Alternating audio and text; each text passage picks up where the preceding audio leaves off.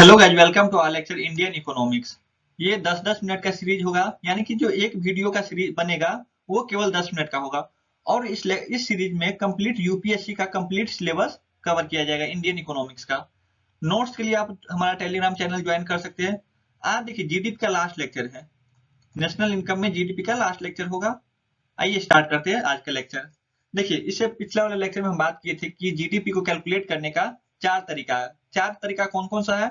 पहला है real GDP at factor cost, second है real GDP at market price, third है nominal GDP at factor cost, fourth है nominal GDP at market price. लेकिन जो India में यूज किया जाता है कैलकुलेट करने के लिए जीडीपी, ये है nominal GDP at market price, fourth वाला। बट ऐसा क्यों है? इंडिया में इस तरीके को, इस फॉर्मूला को क्यों फॉलो किया जाता है? तो आइए इसका यहाँ पे देखते हैं। बेसिकली इससे पहले हम बात कर चुके कि जो मार्केट प्राइस है ये फैक्टर कॉस्ट से शिफ्ट होके 2015 में मार्केट प्राइस किया था। मार्केट प्राइस, अगर ये आपको पता नहीं है तो पिछला वाला लेक्चर देख सकते हैं, पूरा बहुत ही डिटेल से समझाया गया है। अब हम बात करेंगे नॉमिनल जीडीपी क्यों है। देखिए, अगर हम रियल जीडीपी लेते हैं, मान लीजिए कि हम रियल जीडीपी ले रहे थे, तो रियल जीडीपी में एक बेस ईयर सेट करना पड़ता है। इसे पिछले वाले लेक्चर में हम बताया था कि बेस ईयर क्या है और कैलकुलेट कैसे किया जाता है। तो बेस ईयर अगर सेट करते हैं तो इंडिया का बेस ईयर है 2012, यूएसए का बेस ईयर मान लीजिए कि 2010 है, ये एग्जाम्पल है, और चाइना का बेस ईयर 2005 है। ठीक, तो सभी कंट्री का अलग अलग बेस ईयर है। तो अगर हम जीडीपी का कैलकुलेट करें और तीनों में कंपेयर करें तो पूरा अच्छे तरीके से हम इसमें कंपेयर नहीं कर पाएंगे, क्योंकि जो बेस ईयर है वो तीनों तीनों कंट्री का अलग अलग है, डिफरेंस है। इसी को फॉलो करते हुए जो कंट्री है, सभी कंट्री क्या किया है, नॉमिनल जीडीपी को बेस माना है। नॉमिनल जीडीपी को जीडीपी का कैलकुलेशन में पार्ट किया है, ताकि जो पूरे कंट्री का कैलकुलेशन हो एक ही बेसिस पे किया जा सके। इसके बाद देखिए, हम अभी पढ़ेंगे नेशनल इनकम में जीडीपी का लास्ट लेक्चर होगा आज। ठीक, बेसिकली नेशनल इनकम में क्या क्या पढ़ना है, तो जीडीपी, जीएनपी, एनडीपी और एनएनपी। जीडीपी का फुल फॉर्म है gross domestic product, and GNP का फुल फॉर्म है ग्रॉस नेशनल प्रोडक्ट, एनडीपी का मतलब होता है नेट डोमेस्टिक प्रोडक्ट, और एनएनपी का मतलब है नेट नेशनल प्रोडक्ट। देखिए, बेसिकली जो नेशनल इनकम को हम कैलकुलेट करेंगे तो वो कैसे करेंगे, तो summation of all the products produce in one financial year, यानी कि जो प्रोडक्ट बन रहा है, मैन्युफैक्चरिंग हो रहा है, अगर वन फाइनेंशियल ईयर में सभी प्रोडक्ट का समेशन करें कि कितना जो प्रोडक्ट प्रोड्यूस हुआ है एक फाइनेंशियल ईयर में, उसी का समेशन हम क्या बोल सकते हैं, नेशनल इनकम। एग्जांपल देखिए, एक फैमिली का इनकम है, एक फैमिली में 5 मेंबर है और सभी मेंबर का अलग अलग इनकम है। मान लीजिए कि पहला वाला मेंबर का इनकम है 5,000, दूसरे वाला का 2,000, तीसरे वाले का 3,000 और चौथे वाला का 7,000 और पांचवें वाला का 10,000।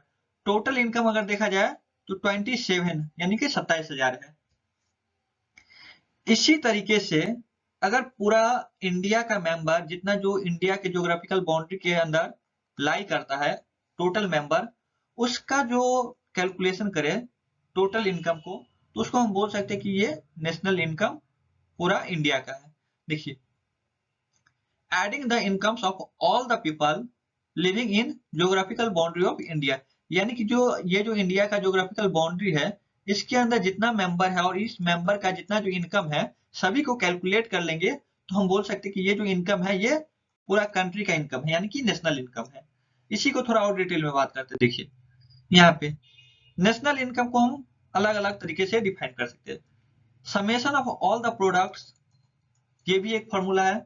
उसके बाद summation of all the incomes, यानी कि जो पूरा मेंबर का पूरा कंट्री में जो, मान लीजिए कि ये इंडिया का, ये देखिए ये इंडिया, ठीक, ये जो ज्योग्राफिकल बाउंड्री है इंडिया का, इस सभी मेंबर को कैलकुलेट कर लेंगे इनकम का, तो ये हो जाएगा नेशनल इनकम। इसी तरीके से इस ज्योग्राफिकल बाउंड्री के अंदर जितना जो प्रोडक्ट मैन्युफैक्चरिंग हो रहा है और फाइनल प्रोडक्ट बन के सोल्ड हो रहा है मार्केट में, उसको भी अगर हम कैलकुलेट कर ले वो भी इक्वल ही आएगा। उसके बाद जो एक्सपेंडिचर है यानी कि जो लोगों द्वारा इसी प्रोडक्ट को खरीदा जाएगा, तो इसमें जो इन्वेस्टमेंट होगा वो भी सेम होगा। अगर टोटल किया जाए तो सम ऑफ जो प्रोडक्ट है is equal to sum of all the incomes is equal to sum of all the expenditure. ये तीनों को कैलकुलेट करेंगे तो एक ही होगा। अगर आपको समझ में नहीं आ रहा तो एक दो एग्जांपल लेके आप ट्राई कीजिएगा, आपको समझ में आ जाएगा। फैक्टर ऑफ प्रोडक्शन में 4 फैक्टर को काउंट करते हैं। डायरेक्ट एमसीक्यू बन सकता है यहाँ से। पहला है एंटरप्रेन्योरशिप, सेकेंड है लैंड, थर्ड है लेबर और फोर्थ है कैपिटल। फैक्टर ऑफ प्रोडक्शन में इससे आगे कुछ नहीं है, केवल 4 ही आपको याद रखना है, entrepreneur, land, labour, capital. MCQ में आ चुका है ये। अभी हम देखें नेशनल इनकम में क्या क्या है। जीडीपी, जीएनपी, एनडीपी और एनएनपी। जीडीपी आज कंप्लीट हो चुका है, कंप्लीट ये लगभग 4 से 5 लेक्चर में कंप्लीट हो चुका है। नेक्स्ट लेक्चर जो हमारा होगा वो जीएनपी, एनडीपी, एनएनपी इन सबको कवर किया जाएगा।